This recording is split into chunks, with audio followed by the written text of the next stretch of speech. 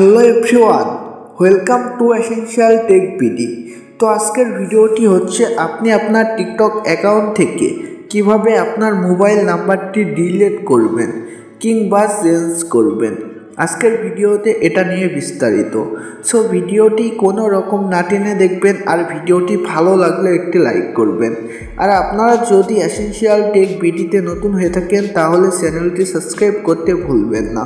So বন্ধুরা, বেশি কথা না বলে ভিডিওটি শুরু করা যাক। সো আপনারা সর্বপ্রথম চলে আসবেন আপনার ওই টিকটক অ্যাকাউন্টে, যে অ্যাকাউন্ট থেকে আপনি আপনার মোবাইল নাম্বারটি ডিলিট কিংবা চেঞ্জ করতে চান। তারপরে আপনারা উপরে দেখবেন থ্রি ডট আছে, আপনারা এখানে ক্লিক করবেন।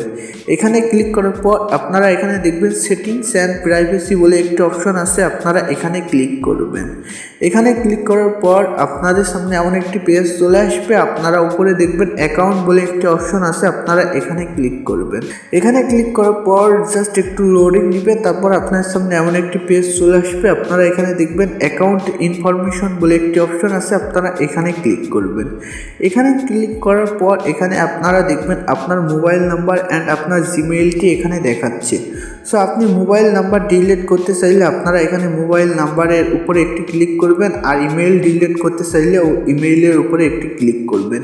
এছাড়া যদি মোবাইল নাম্বার চেঞ্জ করতে চান তাহলেও এখানে ক্লিক করবেন।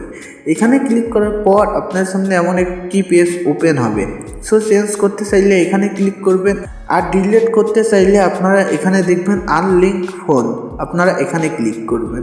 এখানে ক্লিক করার পর আপনার সামনে এমন একটি পেজ চলে আসবে, আপনারা এখানে আবারও আনলিঙ্কে ক্লিক করবেন।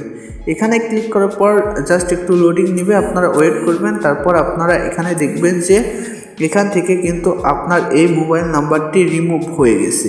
সো জিমেইল রিমুভ করতে চাইলেও আপনারা সেম নিয়মে রিমুভ করতে পারবেন, আর যদি নাম্বার চেঞ্জ করতে চান তাহলে ওখান থেকে আপনারা চেঞ্জ করে অন্য একটি নাম্বার দিয়ে নিতে পারবেন।